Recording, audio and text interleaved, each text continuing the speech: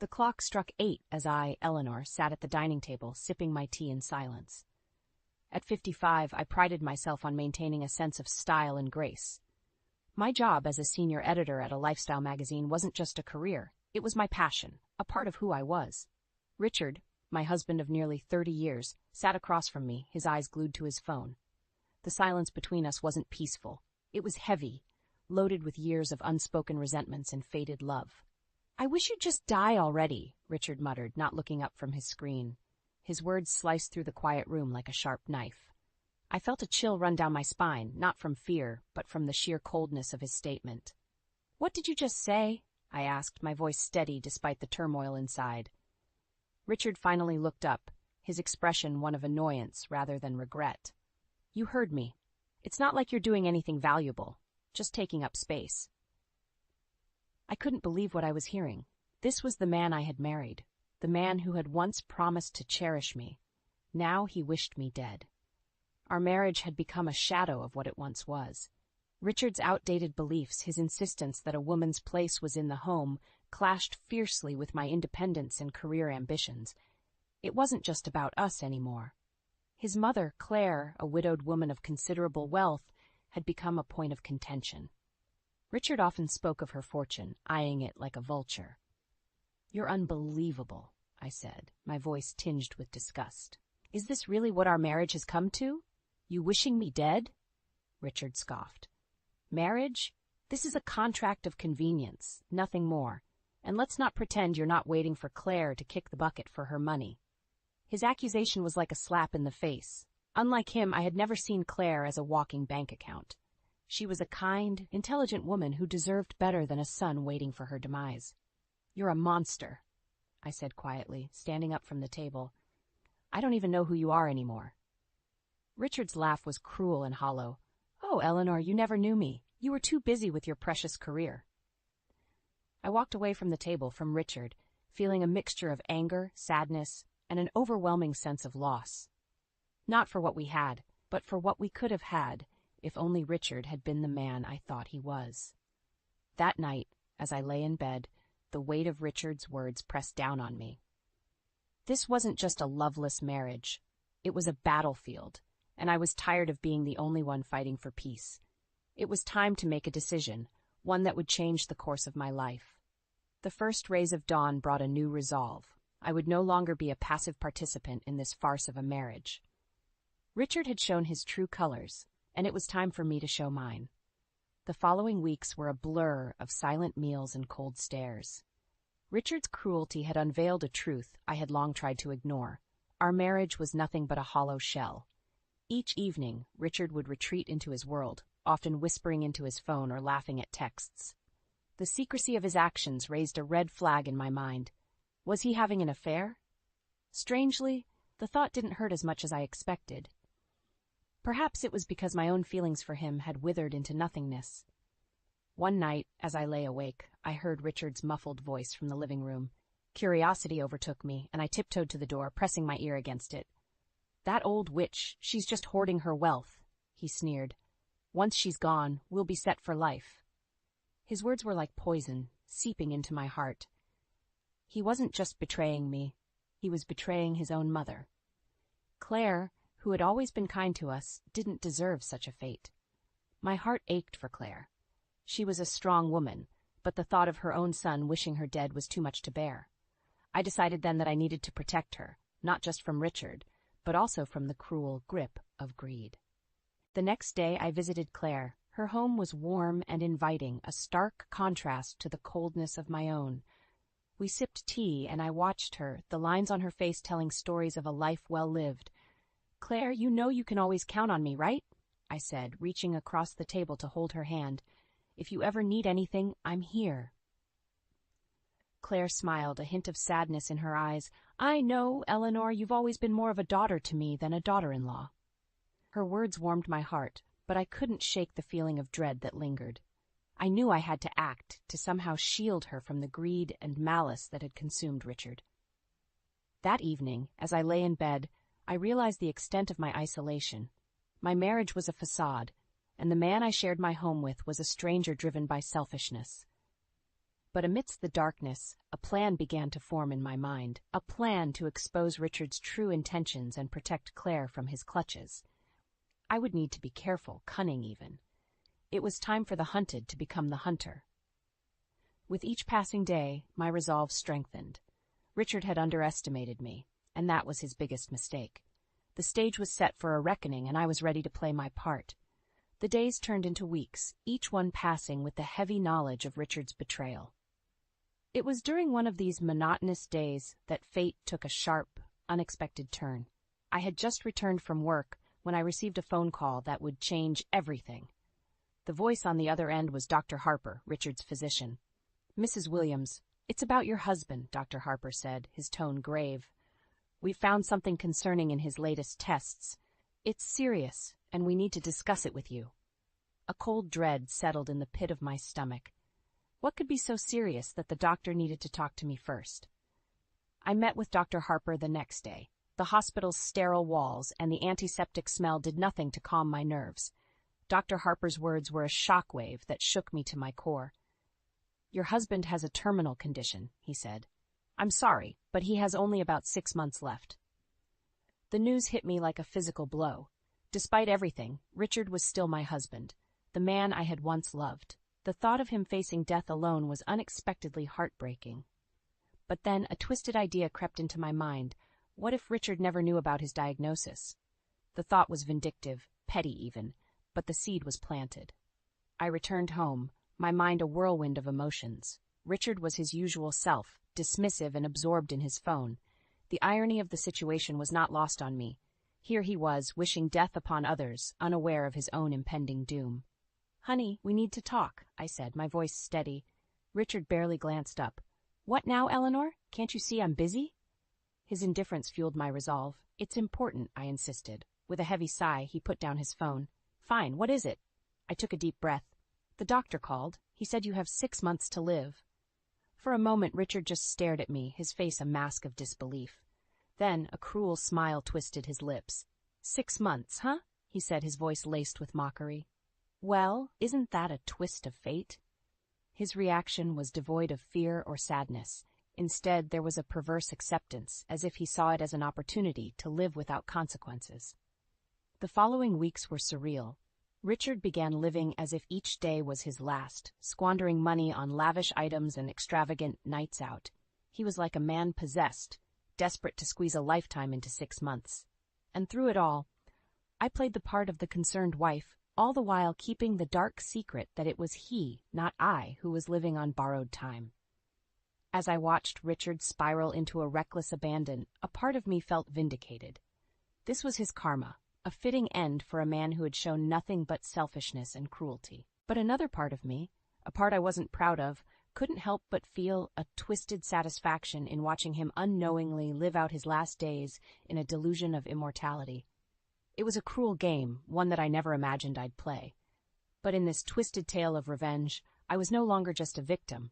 I was the architect of his downfall.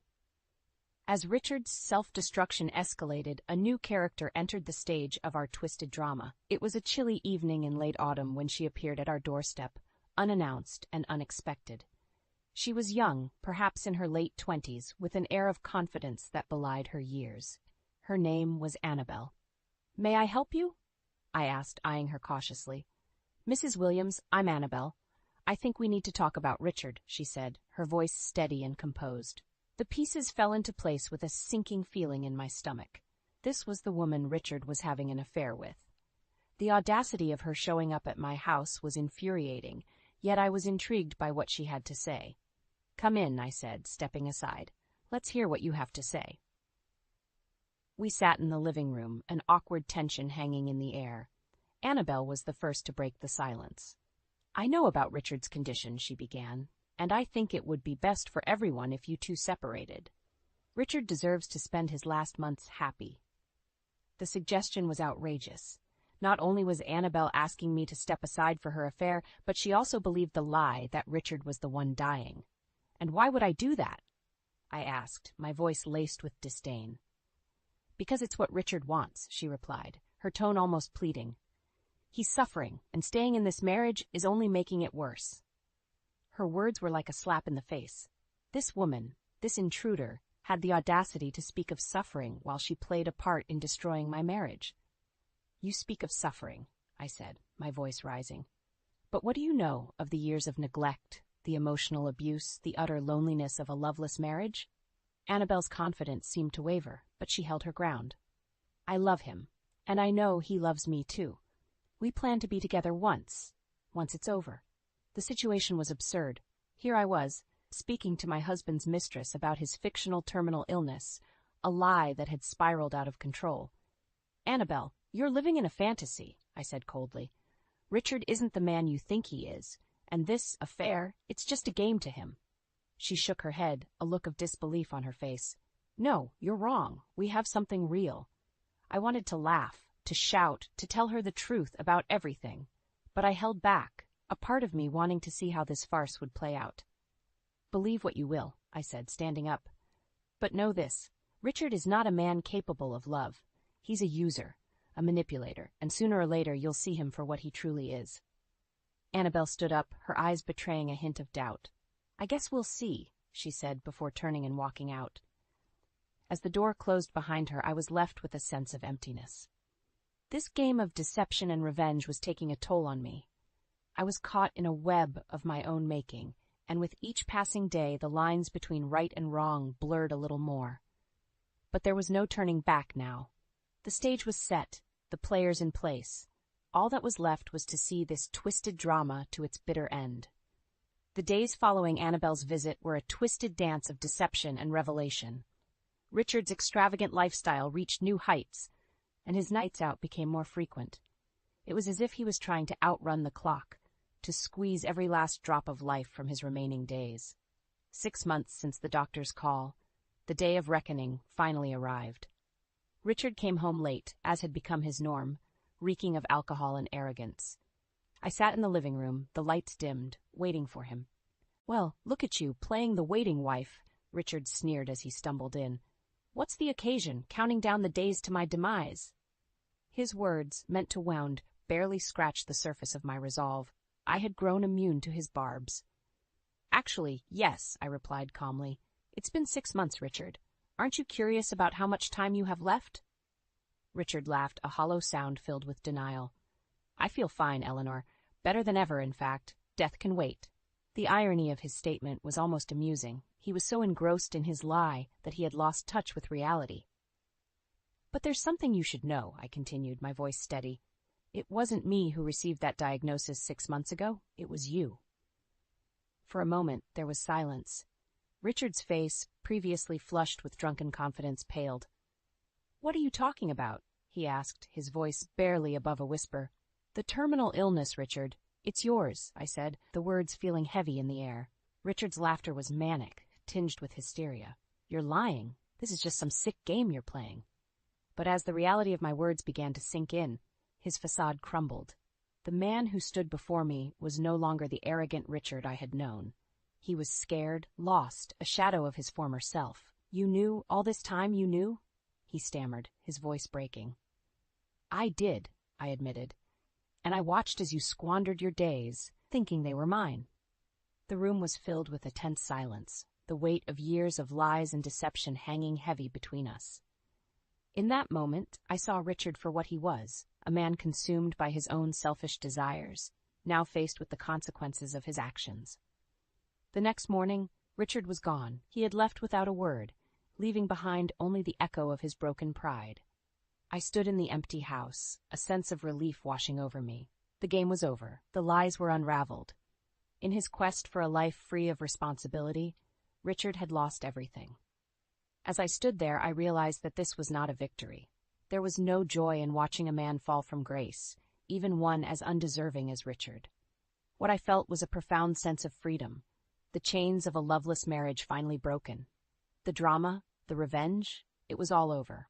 I was free to start anew, to find peace in a life unburdened by the weight of Richard's deceit. It was a fresh start, a chance to rediscover the person I had lost in the shadow of a failing marriage. And as I looked out the window at the rising sun, I knew that this was just the beginning. A new chapter in my life was waiting to be written, and for the first time in a long time I was ready to embrace it. In the weeks that followed Richard's departure, a profound sense of tranquility settled over the house. It was as if his absence had lifted a heavy veil, allowing light and air to fill spaces darkened by years of resentment and pain. I spent my days reacquainting myself with the simple pleasures of life, reading books I had long neglected, tending to the garden that had once been my sanctuary, and reconnecting with old friends. One afternoon, Claire visited me. She looked frail, but her eyes still sparkled with the same sharp intelligence and warmth. We sat in the garden, surrounded by blooming flowers and the gentle hum of life. "Eleanor, I heard about Richard," Claire began, her voice tinged with sadness. "I'm sorry it had to end this way." I reached for her hand, squeezing it gently. "It's all right, Claire, it was long overdue. We were both prisoners in that marriage. Now we're free." Claire nodded, a small smile gracing her lips. "You were always the daughter I never had, Eleanor. Richard's choices are his own. You shouldn't have to pay for his mistakes." Her words were a balm to my soul. In all the years of my tumultuous marriage, Claire had been a constant source of support and understanding. "Claire, I want to thank you," I said, my voice heavy with emotion, "for everything. You've been more of a family to me than anyone else." As we sat there, basking in the serenity of the garden, I realized how much of my life I had spent under Richard's shadow. But no more. I was my own person, with dreams and desires that extended beyond the confines of a loveless marriage. The next chapter of my life was just beginning, and I was determined to make it count.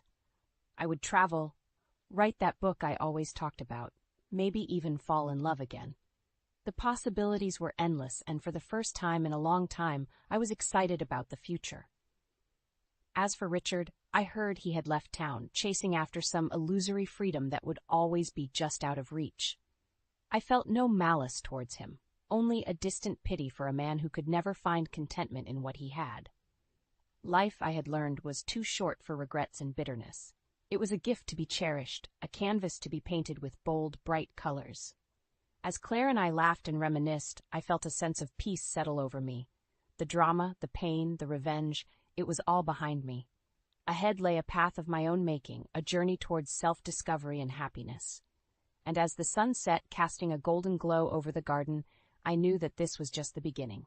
A new chapter, a new life, a new Eleanor.